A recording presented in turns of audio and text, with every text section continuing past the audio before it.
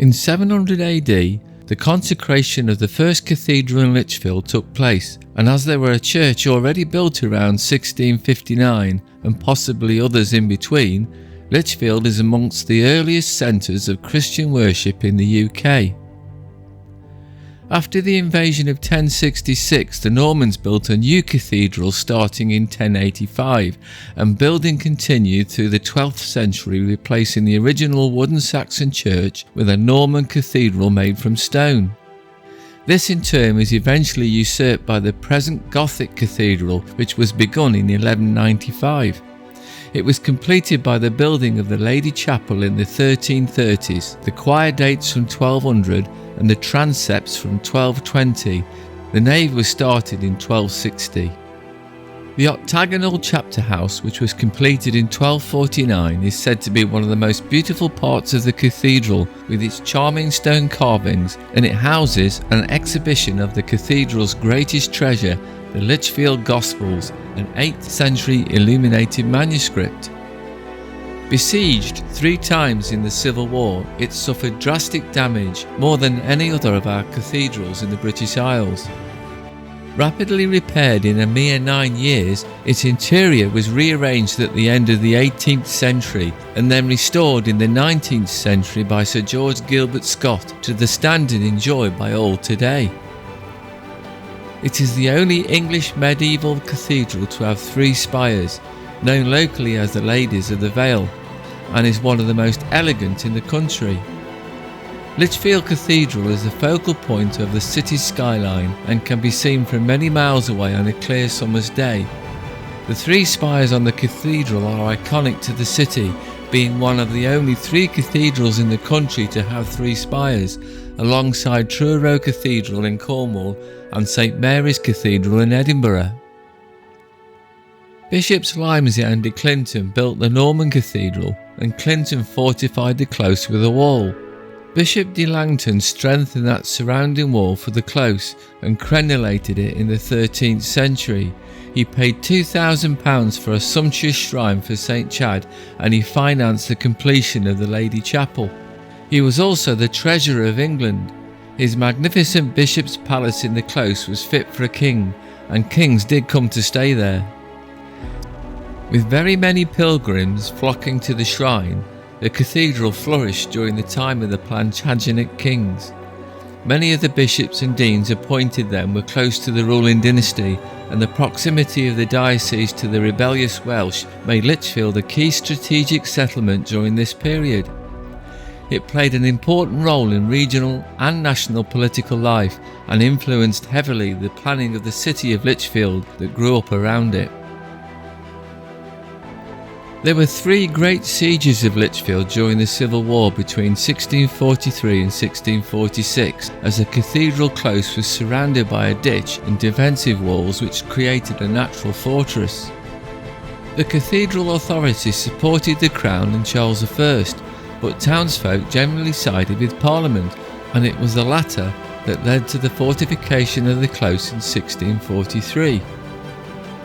Robert Greville, 2nd Baron Brooke, led an assault against it, but was killed by a deflected bullet from John Dyett, who along with his brother Richard had taken up a position on the battlements of the central cathedral spire on the 2nd of March 1643. Brooke's deputy, John Gell, took over the siege, and the royalist garrison surrendered to Gell 2 days later. In April of the same year, Prince Rupert led a royalist expeditionary force from Oxford to recapture Lichfield, and during the ensuing second assault, Rupert's engineers detonated what was thought to be the first explosive mine to be used in England to breach the defences. Unable to defend the close, Colonel Russell, the parliamentary commander of the garrison, surrendered on terms to Rupert on the 21st of April. The cathedral had suffered extensive damage. The central spire was demolished, its roofs ruined, and the stained glass was smashed. Bishop Hackett began the restoration of the cathedral in the 1660s, aided by substantial funds donated by the restored monarch, but it was not until the 19th century that the damage caused by the Civil War was fully repaired. Up until the 19th century, on top of an ornamental gable between the two spires, stood a colossal figure of Charles II, but it was later relocated and now stands just outside the south doors.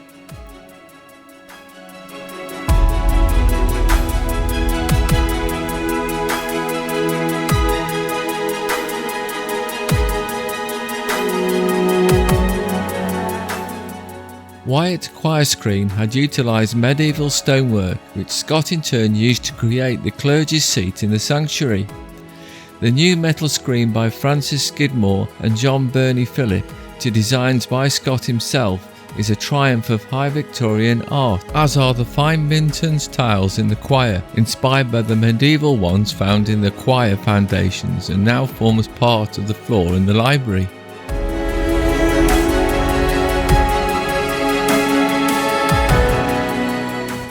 Although the 18th century was a golden age for the city of Lichfield, it was a period of decay for the cathedral.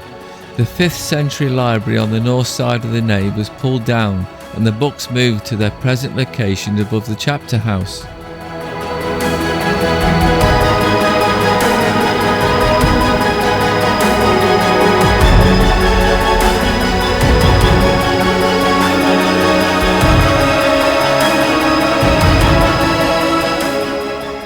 Most of the statues on the west front were removed and the stonework covered with Roman cement.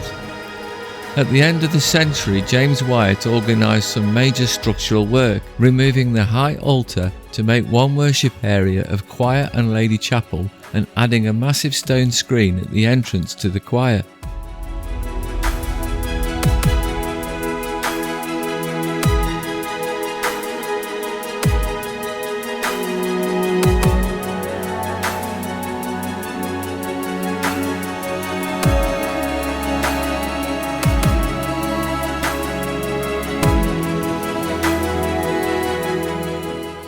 The elaborate west front was extensively renovated in the Victorian era by George Gilbert Scott, and outside the cathedral includes over 160 ornate carved figures of kings, queens and saints.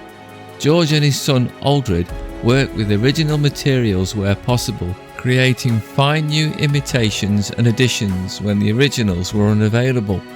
Between 1877 and 1884, the empty niches on the west front were given new statues. Most were carved by Robert Bridgman of Lichfield, but the statue of Queen Victoria on the north side of the central window was carved by someone closer to her daughter, Princess Louise.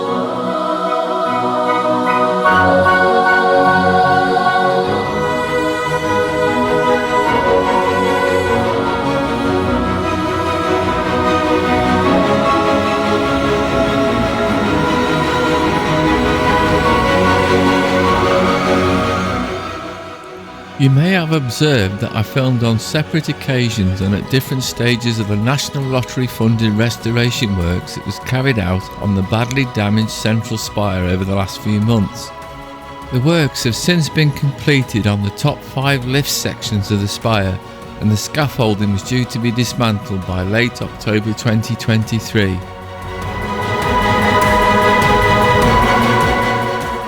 The cathedral and close flourished again in the 18th century and grew in national importance, becoming a centre of culture and learning.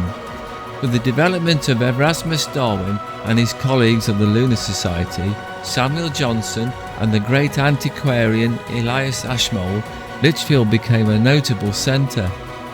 Here was an exciting representation of subjects with the religion and scientific advancement creatively interconnected with music, literature and culture that gave Lichfield an international reputation as a major centre of enlightenment within Europe. After its often turbulent and sometimes savage history, Lichfield Cathedral today once more stands proud in its unique magnificence and remains dynamic in all its work and worship.